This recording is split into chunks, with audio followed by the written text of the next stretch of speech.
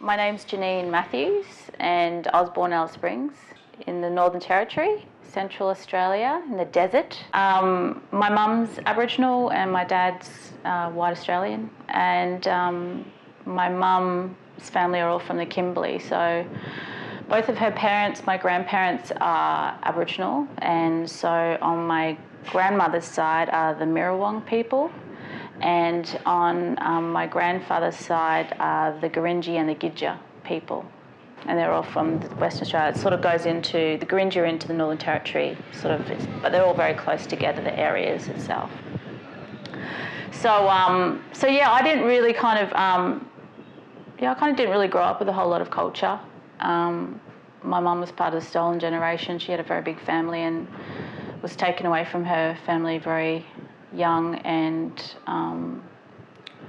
she was brought up by a Christian family, and so she can't even really remember to this day what her mum looks like. I found some photos for her, and so that's been really something good that I've been able to give back to her, as she's been older. And then my grandfather, he was also taken away from his family, and he apparently had a Norwegian grandfather, a Norwegian father, I should say, and had a traditional Mirrawong woman as his mother.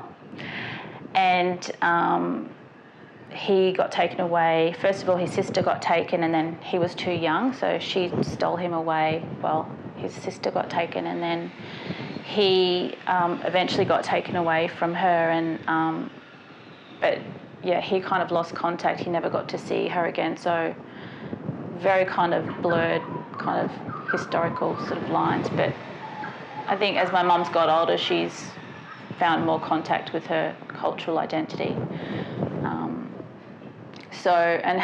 She married a white man, so sort of weird saying a white man, but that's what he is. And yeah, kind of lived a completely different world away from all of that cultural stuff. But I think it's like with me, there's always that longing to know. As I got older, I wanted to know more, and being in Alice Springs, it's a very high Indigenous, Aboriginal population.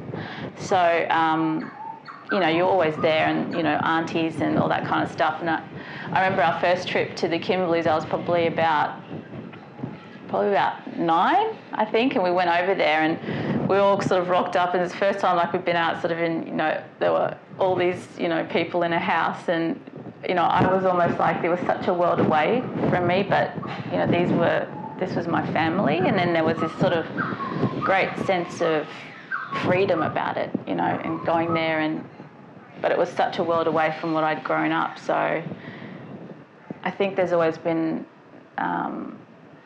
like a conflict of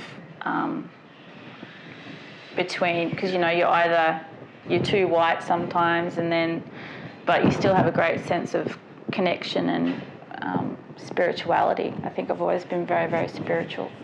That I think it's that constant of you choose to live a certain way, but are you taking away from your own cultural beliefs, or you're letting the Aboriginal culture down by not sort of living a certain way. I know there's lots of women I've met that have really battled that, but in a way we should be able to choose our way of living and choose how we dress. It's also part of who we are, That's how I was brought up, and I guess now being an actor, it becomes even, I don't know, I think it's different now because I feel like I can go really between two worlds, and so I can be in, the modern society, but I can also go back home and go and hang out with all the mob and, just sit down and, yeah, I guess that's a little bit about, how I've kind of grown up. I came from a very, had quite a sort of turbulent sort of upbringing. My parents really didn't get on very well, so a lot of domestic violence, lots of alcohol. So I think that's really kind of influenced my, I guess, life and what I want in life. And I think my big thing too is like, you know, you're always, you know, in society, you always seem to be judged on your appearance and who you are. But I think sometimes people don't take the time to really look beyond that. You know, we all have a face that we put on in society, and I think everybody does that, male or female.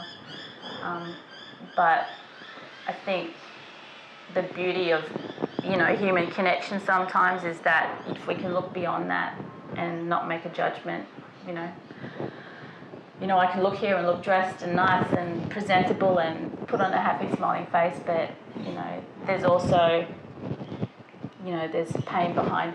Sometimes there's pain, sometimes not, but you just can't ever judge someone's experience or how they are. And I think, you know, I think I've battled with that a lot. So I kind of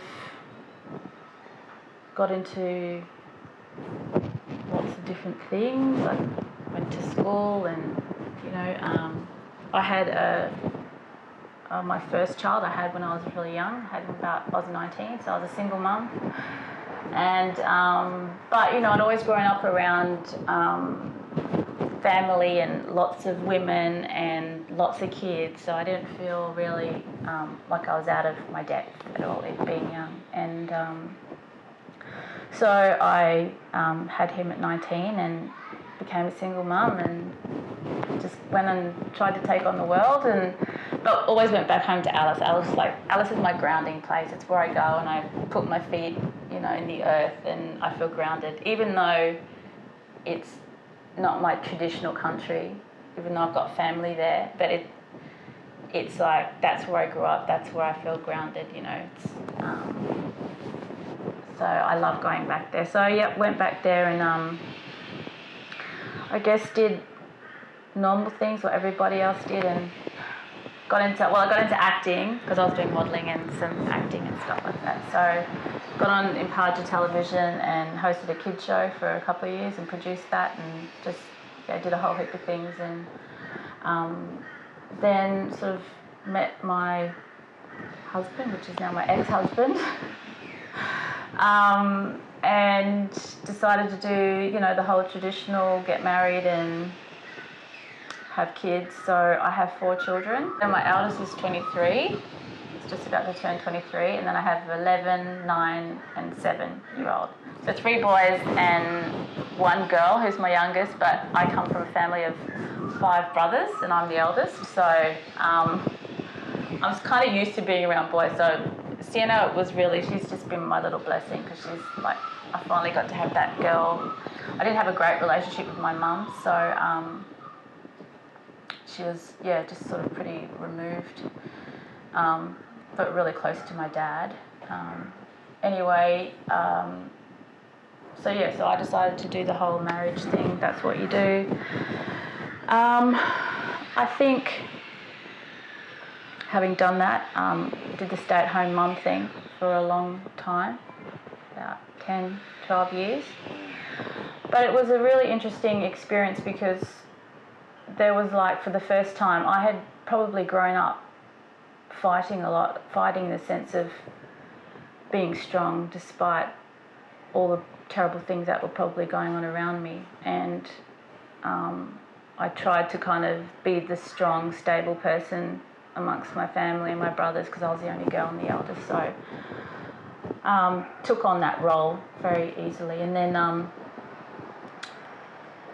I think by the time I sort of was like, I'm going to get married and become, you know, really be a stay-at-home mum, I thought, well, it was kind of nice because I could finally relinquish some of that control all the time and that responsibility, so I could give it over to another person, which I think I hadn't really done before. So I did that, and I think in the process, and I think this is probably where I'm at now, is finding myself as, you know, I'm just turned 42 the other day. So where I am now, I guess, is that I've had all that experience. I've been at home for over a decade, and now at 42 I'm still trying to find myself, you know. And I've spoken to a lot of women who kind of do that. They give up their careers, and I really did. I literally just kind of gave it all away, and I did a bit of acting stuff in between because I went to university and studied acting, and so, you know, I was educated, you know, I had a degree, but, you know, here I was at home and trying to do acting stuff, but it was too hard with the kids. So you just go, well, I'll let it go for now. And I guess on the flip side now is that, I'm trying to look for work. My marriage is dissolved, and now I'm trying to, I guess, find that strength I had. I think the strength is there, but it's now finding my place again after all that time and who I am. And you're a different person from when you just get married and you have children to when you get to the other side of it. And I think from, I guess, all the women that I've spoken to is that, you know, you do give up so much of yourself doing that. And who am I now? You know, the kids playing in the background. I think I know who I am. I think you always know there's that place, whether you are in touch with that part of yourself. I think I gave a lot over to the marriage and a relationship, and as a mother you give, you're a giver. So I'm a giver. But in giving you lose that part. So, you know, you try and like go out and apply for jobs after, and it's like, well, what have you been doing for the last, 10, 12 years? Well, yeah, okay, I've been a stay-at-home mum, which is a really great gift to give to your children and your family. But, in the wider world and society and professional world, it's like, well, you haven't been doing this, you've got, no one to give you a reference or something like that, that's quite disempowering as a female, I think, because you're really capable. Like, I'm an educated woman, I've had years of experience doing things, very capable, very independent, and so in yourself your intrinsic worth and what you are, but then you go, nobody wants to give you time of day kind of thing. And I guess what I found is that strength of knowing and being strong in myself and my values and my self-worth. I think, sometimes it's harder. Some days are harder than others, but, you just got to try. Just keep going until you can. Well, I think, currently if we look at, particularly with women now, and, there's a big push, particularly here in Australia, is the, violence against women. I think that's been a really big issue in, I think for women across the board, and particularly in Indigenous communities, and, alcohol and that kind of thing. I've grown up with that, pretty consistent. It's not a great thing, when you see things happen like that when you're a kid. But, and then being a single mum, sometimes our life choices don't happen how, it just happens, and I feel really blessed that I had that, but it's been hard. And you just go, I think, as you kind of mature, I think age comes with some wisdom. I feel like I'm wiser. So I think, and my experiences, I've had awful experiences in my life, but there are people who have worse experiences, and I think sometimes people who've had terrible experiences still find it's like a sense of hope or something that happens to them. It doesn't always happen, but I think for me there's, I've got my family and my children, they're really important. That drives me. I'm a creative artist. I I think storytelling is huge, which is a big thing in Aboriginal culture, Indigenous culture. It's storytelling. I love the idea of getting out there and telling stories, and our young people, you know, education, all those things. And that sometimes it's easy, particularly for women, to kind of go into themselves and keep things private or whatever. But then I find that if you kind of can just reach out to another person, even if it's just one person, that sometimes can make a whole difference to your day, to your life, your connections, your networks. And it's all about that kind of circle of influence and going out and reaching other people. And I guess it's kind of like what you're doing, you know, it's kind of in a different way, but, you know, if another woman touches another woman by telling her story, that's something they've shared in common. They might be over the other side of, you know, the world, you know, but we all have the similar emotions. It's just how we deal with those and how we move forward to kind of be better people. Well, I have two big passions. Women's rights for one, just because I'm a female and just having seen a lot of stuff growing up, but young people. I know there's been lots of, what I've seen from the intervention in Alice Springs and Territory particularly, and how that Alice Springs is just not the same place anymore. From the place I grew up, that was really quite free and open. It's like a ghost town now. And it's like if we can just, we set in all these, the government comes in and puts in all these rules and regulations and trying to control people. And I just don't think it gets to the hub of the problem, which is these are like people in pain and just struggling, they're bored, they're just, and you talk about empowerment, isn't it about we should be empowering people? And I think youth definitely with, well, they're the next generation, aren't they? So sometimes, you know, even though you're an older person doesn't mean it's too late, but, you know, we've got young people who can grow over a whole, you know, generation. Because I think one of my big things is too, which is I've been looking at writing, which I've been trying to talk to you about as well, but writing stuff, and it's about this idea I have primarily that, you know, people hide behind, you know, there are different faces that people have, and judging that, just judging a book by its cover. But then, you know, it's also about generational, and I think everyone has talked about, this is a big issue of mine that I'm quite passionate about, is that the government has gone, well, this is a stolen generation, this has happened. And it's been and done, let's try and how it happens and where does the change happen. And so I think for me, my aim is that I will try and change the cycle, you know, and make a difference. And now when my children and my daughter is there, that I'll be that mother that I could be to her that maybe my mum couldn't be to me.